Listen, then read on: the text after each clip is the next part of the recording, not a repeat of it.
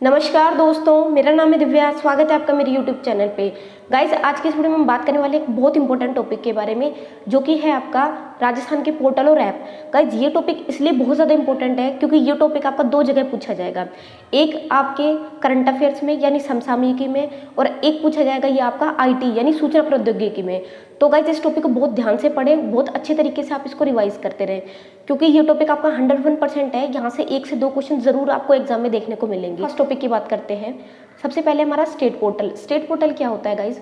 यह पोर्टल नागरिकों, राज्य के उपयोगकर्ता और विदेशी नागरिकों के लिए सरकारी सेवाओं की जानकारी और व्यवहार का एक एकल स्रोत है।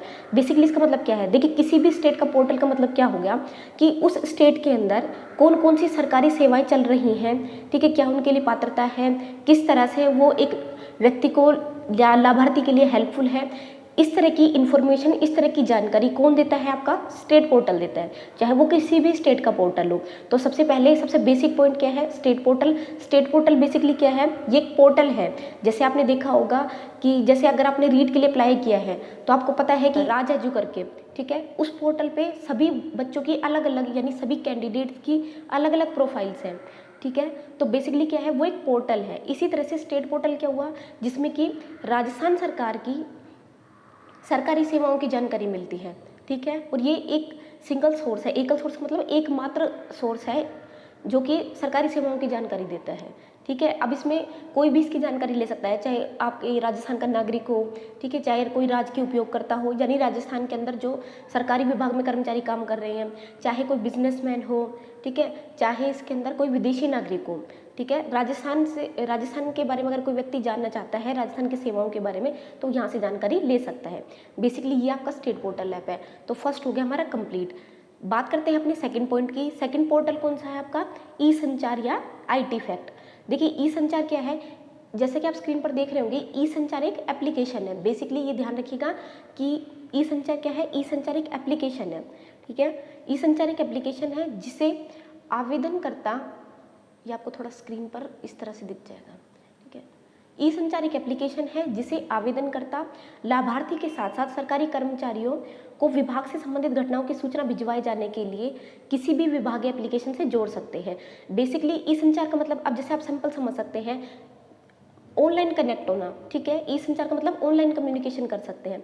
जैसे कि हम पहले फॉर्म वगैरह भर के अपनी इंफॉर्मेशन है, अपनी कोई क्वेरी है, वो डिपार्टमेंट तक पहुंचाते थे, ठीक है। जैसे तहसील वगैरह में अगर आपको कोई किसी चीज़ के लिए इन्फॉर्मेशन चाहिए या किसी चीज़ पे आपको सिग्नेचर कराने हैं, ठीक है, किसी को प्रमाणित कराना है, किसी कागज़ को, सर्टिफिकेट को, तो उसके लिए आपको पहले ऑफलाइन सब जो पेपर्स हैं वो डालने पड़ते थे, वो सबमिट कराने पड़ते थे।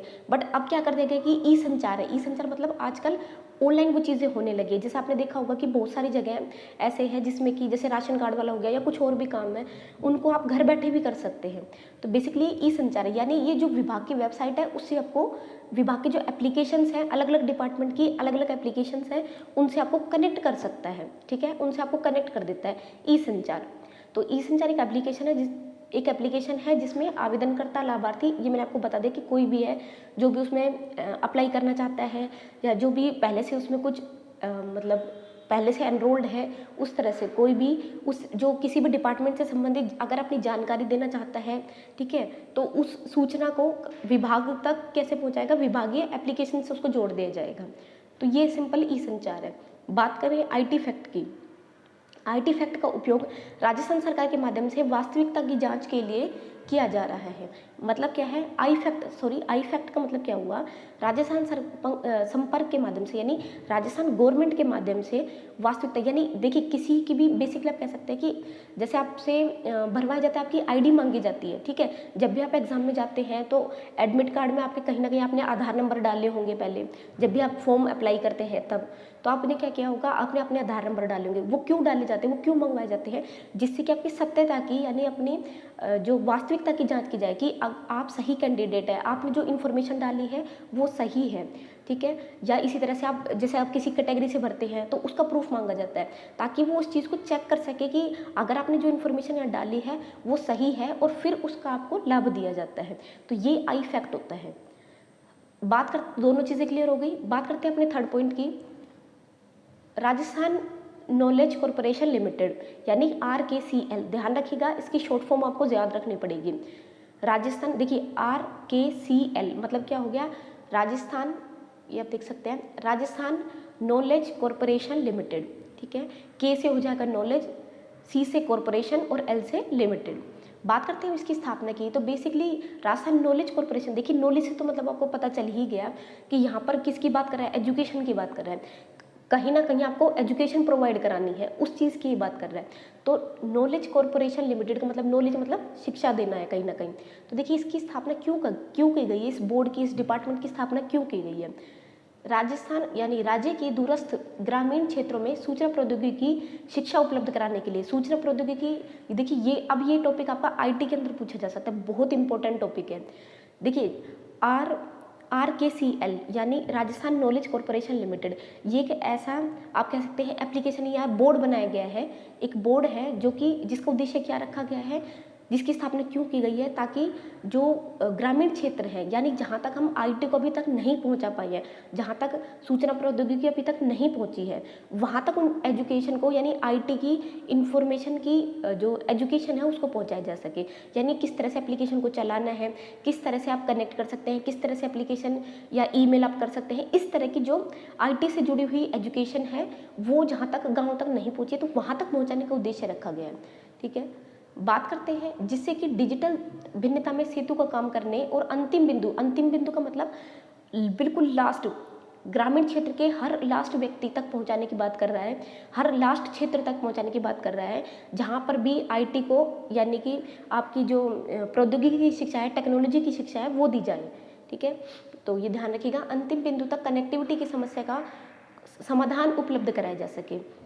आपको पता है कि अभी भी कुछ ग्रामीण क्षेत्र ऐसे हैं जहाँ पर प्रॉपर कनेक्शन नहीं है, या फिर कई जगह ऐसी भी हैं जहाँ पर जैसे महिलाएं हैं या कुछ बच्चे भी हैं जो कि अभी ईमेल वगैरह को नहीं जानते हैं, या किस तरह से कंप्यूटर लैपटॉप को ऑपरेट किया जाता है, किस तरह से मेल भेजी जाती है, किस तरह से एप्लीकेशन चलाई जाती है, किस तरह से अपनी हेल्प के लिए यानी उन चीज़ों को यूज़ किया जा सकता है, वो ये नहीं जानते हैं। तो वहाँ तक आपको शिक्षा पहुँचानी है, किसकी, तकनीकी शिक्षा पहुँचानी है, सूचना प्रौद्योगिकी की शिक्षा पहुँचानी है, ठीक है। तो ये बेसिकली इसका उद्देश्य है।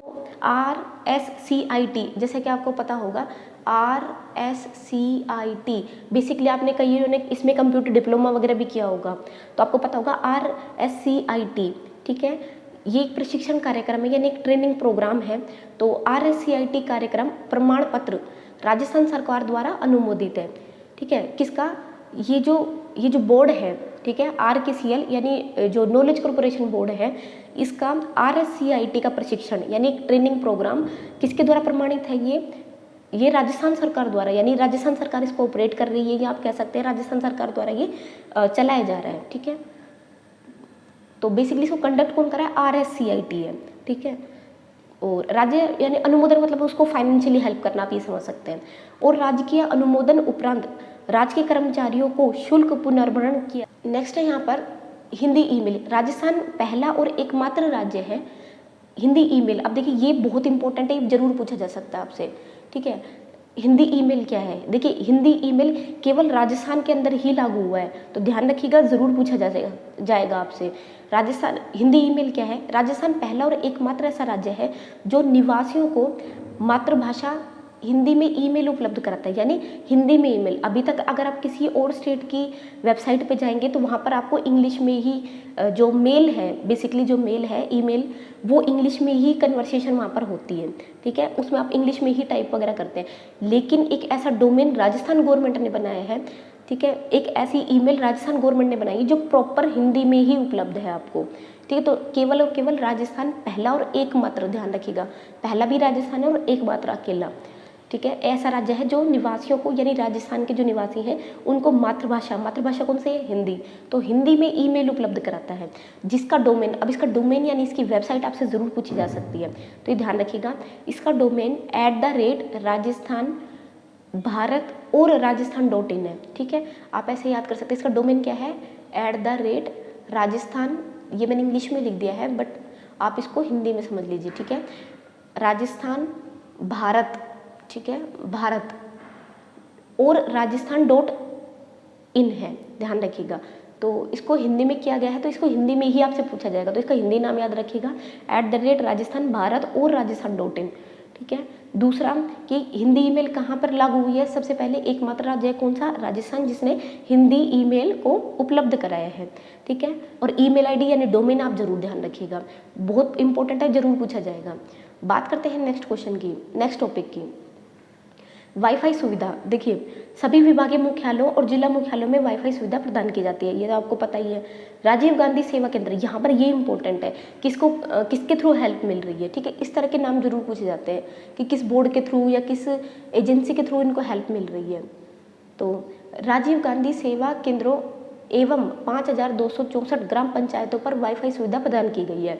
किन किन पर, राजीव गांधी सेवा केंद्रों पर और 5264 कितने ग्राम पंचायत, 5264 ग्राम पंचायतों पर क्या कौन सी सुविधाएं प्रदान की जा चुकी हैं, वाईफाई सेवा, ध्यान रखिएगा। और 6304 हॉटस्पॉट स्थापित किए गए हैं, ध्यान रखिएगा कितने, 6304, हो सकता है नंबर भी पूछ ले, तो 6304 हॉटस्पॉट स्थापित किए गए हैं। और कितनी ग्राम पंचायतों पर, 5264 ग्राम पंचायतों पर, ठीक है। तो बेसिकली वाईफाई सुविधा में सिर्फ छोटा सा कंटेंट है जो आपको पढ़ना है। तो वाईफाई आप सब जानते हैं, वाईफाई क्या होता है, जिससे कि इजीली कनेक्टिविटी मिलती है, ठीक है, उसको वाईफाई कह देते हैं। तो वाईफाई बेसिकली क्या है, तो मतलब कहाँ पर प्रोवाइड किया गया है, तो राजस्थान के लगभग सभी डिपार्टमेंट में वाईफाई की सुविधा है, यानी उनको अपडेट कर दिया गया है। साथ ही साथ जो ग्राम पंचायतें हैं, मतलब गांव तक ले जाने का जो उद्देश्य है उसको भी गवर्नमेंट पूरा कर रही है। तो 5264 ग्राम पंचायतें, ध्यान रखिएगा, वहाँ तक ये वाईफाई की सुविधा प्रदान कर चुके हैं। और कितने हॉटस्पॉट स्थापित किए जा चुके हैं, 6304, ये डिजिट, ये नंबर आपसे पूछा जा सकता है। बात करते हैं नेक्स्ट क्वेश्चन की, नेक्स्ट टॉपिक की, ई मित्र प्लस। देखिए ई मित्र प्लस क्या होता है, ई मित्र प्लस ई सेवा प्रदान करने में एक क्रांतिकारी कदम है। यह एटीएम की भांति किसी भी मानव इंटरफेस के बिना सीधे सेवाएं प्रदान करता है। ई मित्र प्लस भारत में अपनी तरह का एक पहला कियोस्क है, ठीक है। देखिए ई मित्र प्लस क्या है, ई मित्र प्लस क्या है, जिसमें कि ये बेसिकली ई सेवा से जुड़ा हुआ है, ठीक है। अभी तक जो आपको पता है ई मित्र तो आपने सबने सुना है, जहाँ से जो लोग आपको हेल्प करते हैं, किसमें, आपके जैसे फॉर्म वगैरह आप भरवाते हैं जिनसे, ठीक है, तो उनको राजस्थान गवर्नमेंट के द्वारा भी कुछ जो है पैसे उनको प्रोवाइड कराए जाते हैं, ठीक है। तो जो ई मित्र प्लस है, ई मित्र प्लस ई सेवा प्रदान करने में क्रांतिकारी कदम है, यानी ई सेवा का ही पार्ट है ई मित्र प्लस, ठीक है। अब ये एटीएम की तरह काम करता है, यानी जो मानव इंटरफेस, यानी फेस दिखाए बिना, मानव इंटरफेस के बिना ही सीधा सेवाएं दे देते हैं, ठीक है। जो ई मित्र प्लस है भारत में अपनी तरह का पहला कियोस्क है। इसके माध्यम से सरकारी दस्तावेजों जैसे जन्म प्रमाण पत्र, मूल निवासी प्रमाण पत्र आदि के लिए आवेदन कर सकते हैं। तो इसके माध्यम से सरकारी दस्तावेजों जैसे जन्म प्रमाण पत्र, मूल निवास प्रमाण पत्र और प्रमाण पत्र के लिए आवेदन कर सकते हैं। इसके अंदर लगे प्रिंटर के माध्यम से प्रिंट भी निकाल सकते हैं। तो बेसिकली जो काम ई मित्र करता है वही फॉर्मेटिंग यहाँ पर भी की गई है ई मित्र प्लस में। बस इसमें क्या हो जाएगा कि मानव इंटरफेस के बिना ही ये जो आपको सेवाएं हैं प्रदान कर देगा, ठीक है। तो इसमें आपका जन्म प्रमाण पत्र है, ठीक है, मूल निवास प्रमाण पत्र है, जो भी यानी ई मित्र वाले काम है वो सब यहाँ पर लागू हो जाएंगे। तो इसमें प्रिंटर भी है, तो मतलब प्रिंट आउट वगैरह भी निकाला जा सकता है। इसमें एटीएम की तरह से जैसे आपको नकद है, क्रेडिट है, डेबिट है, इस तरह की सुविधाएं भी इसमें उपलब्ध है। तो निवासियों को अपनी प्रतिक्रिया और समस्याओं को सीधे अधिकारियों तक दर्ज कराने के लिए यहाँ पर यह भी सुविधाएं दी गई है कि आप यहाँ पर वीडियो कॉन्फ्रेंसिंग के जरिए अपनी जो भी, अगर आपकी कोई भी प्रॉब्लम है, कोई भी समस्या है, तो उसको सीधा अधिकारियों तक पहुंचा सकते हैं, ठीक है, वीडियो कॉन्फ्रेंसिंग के जरिए। तो ये सब भी ई मित्र प्लस पर उपलब्ध है। तो बेसिकली एक क्रांतिकारी कदम कहा जा सकता है। तो ये कियोस्क शहरी क्षेत्रों के साथ साथ राज्य के ग्रामीण क्षेत्रों में भी उपलब्ध करा। ये तो आपको सबको पता ही कॉमन सी लाइन है कि हर चीज़ को इन्होंने शहर से लेकर ग्रामीण तक पहुँचाने की कोशिश कर रहे हैं। बात करते हैं नेक्स्ट टॉपिक की, राज पेमेंट। यह व्यक्तिगत फर्मों के लिए भुगतान की एक सुविधा है, यानी पे करने के लिए, ठीक है। भुगतान की एक सेवा है जिसमें कि भुगतान के वितरण के लिए किसी भी संगठन द्वारा प्लस इन कर उपयोग किया जा सकता है। तो राज पेमेंट आपको पता है, पेमेंट से तो आपको वैसे ही क्लियर हो गया, यानी कि किसी को भी पे करने के लिए। तो बेसिकली भुगतान की सुविधा है, यानी पे करने के लिए है, जिससे कि भुगतान के वितरण के लिए किसी भी संगठन द्वारा, यानी किसी भी बोर्ड द्वारा, किसी भी एजेंसी द्वारा, ठीक है, किसी भी इंस्टीट्यूट ग्रुप द्वारा प्लग इन कर उपयोग किया जा सकता है। यानी राज पेमेंट मतलब एक एप्लीकेशन है जिसको कोई भी संगठन है वो प्लग इन करके अपना यूज़ कर सकता है। ठीक है, किसके लिए? राज पेमेंट, पेमेंट से नाम से ही क्लियर है कि वो जो आपको भुगतान के लिए, पेमेंट के लिए उसको दिया जा सकता है, ठीक, यूज़ किया जा सकता है। राज साइन इन की बात करते हैं। डिजिटल हस्ताक्षर कार्य RISL के माध्यम से शुरू किया गया है। राज ई साइन, राज ई साइन का मतलब क्या है? डिजिटल हस्ताक्षर। देखिए ई साइन का अगर आप इन वर्ड्स को क्लियर समझ जाएंगे तो आपको इजीली, आप आसानी से इनको याद कर सकते हैं। ठीक है, ई साइन, ई साइन का मतलब आपको पता है। देखिए साइन तो आपको पता है जैसे कि हम सिग्नेचर करते हैं। ठीक है, आपने देखा होगा जब भी आप कोई भी अपना फॉर्म वगैरह भरते हैं तो वहाँ पर आपसे सिग्नेचर कराए जाते हैं। तो इसी तरह से अब ई साइन होंगे। ई साइन कैसे? डिजिटल हस्ताक्षर कार्य RISL के माध्यम से शुरू किया गया। ये जरूर ध्यान रखिए कौन सी चीज़ किसके थ्रू शुरू की गई है या किसको कौन आर्थिक जो है सहायता दे रहा है, तो ये ज़रूर पूछा जाता है। तो डिजिटल हस्ताक्षर RISL के माध्यम से शुरू किया जा रहा है। अब विभागों को किसी भी निजी कंपनी से डिजिटल हस्ताक्षर प्रमाण पत्र बनवाने की आवश्यकता नहीं होगी। विभिन्न विभाग अनुप्रयोग में ई साइन का एकीकरण जो है शुरू किया गया है, यानी स्टार्ट किया जा चुका है, समयबद्ध तरीके से किया जा रहा है। मतलब ई साइन जो है वो शुरू हो गया है राजस्थान के अंदर भी। तो बेसिकली पहले क्या कि किसी निजी कंपनी या किसी प्राइवेट कंपनी से मान सकते हैं, तो उनसे डिजिटल हस्ताक्षर के लिए प्रमाण पत्र वगैरह बनवाने पड़ते थे। ठीक है, वहाँ से उनको हेल्प मिलती थी, वहाँ से वो डिजिटल हस्ताक्षर वगैरह का कार्य शुरू कर पाते थे। लेकिन अब क्या है कि राजस्थान गवर्नमेंट खुद की तरफ से ही, ठीक है, इन चीज़ों को शुरू कर रही है। तो और ये किसके माध्यम से शुरू किया जा रहा है ये जरूर ध्यान रखिएगा, RISL, ठीक है, RISL के द्वारा ये शुरू किया गया है। इसके माध्यम से ही ये डिजिटल सिग्नेचर वाला जो वर्क है, काम है, वो शुरू किया गया है। तो ये ध्यान रखिएगा। नेक्स्ट है यहाँ पर जन सूचना पोर्टल। देखिए जन सूचना पोर्टल क्या है? नागरिकों को सरकारी सेवाओं की जानकारी सुलभ, पारदर्शी और विश्वसनीय तरीके से प्रदान करने में संबंधित विभाग से प्राप्त सुझावों के आधार पर विभिन्न परियोजनाओं से संबंधित पोर्टल विकसित किए जा रहे हैं। बेसिकली जन सूचना आपको पता ही है, बहुत कॉमन है, आप सबने सुन रखा होगा। जन सूचना मतलब जो लोगों तक सूचनाएं प्रोवाइड कराए। ठीक है, तो जन सूचना पोर्टल क्या होगा? यानी जो आम व्यक्ति तक सूचनाओं को प्रोवाइड कराए। तो नागरिकों को सरकारी सेवाओं की जानकारी, बेसिकली मतलब जो भी सरकारी, देखिए इन सब का उद्देश्य तो क्या है कि जो भी राजस्थान गवर्नमेंट के अंदर जो भी सेवाएं चल रही हैं, जो भी आप कह सकते हैं स्कीम्स वगैरह चल रही हैं, उन सब की इन्फॉर्मेशन, उन सब की जानकारी बिल्कुल आम आदमी तक, ग्रामीण क्षेत्र के व्यक्ति तक भी पहुँचे, ये इनका उद्देश्य है। तो जन सूचना पोर्टल मतलब लोगों तक सूचनाएं प्रोवाइड कराना, आम नागरिक तक सूचनाएं प्रोवाइड कराना। तो नागरिकों को सरकारी सेवाओं की जानकारी पारदर्शी तरीके से, क्योंकि आपको पता है कि फिर इन चीज़ों में कोई भी जैसे ऑफलाइन जब चीज़ें होती हैं तो उसमें कुछ ना कुछ चांसेस होते हैं गड़बड़ी के, लेकिन ऑनलाइन चीज़ों में गड़बड़ियाँ नहीं होती, कम होती हैं। तो एक कह सकते हैं विश्वसनीय तरीके से, पारदर्शी तरीके से व्यक्ति तक इन्फॉर्मेशन पहुंचाई जा सकती है। ठीक है, वर्तमान में संबंधित विभाग से प्राप्त सुझावों के आधार पर बहुत सारी परियोजनाओं से संबंधित पोर्टल, यानी अलग अलग डिपार्टमेंट के अलग अलग पोर्टल जो है विकसित किए जा रहे हैं। सरकार द्वारा क्रियान्वित सभी योजनाओं की जानकारी एक ही जगह, इसका बेसिकली उद्देश्य क्या है कि सभी योजनाओं की जानकारी एक ही जगह उपलब्ध हो जाए। ये जन सूचना पोर्टल आपका काम करेगा।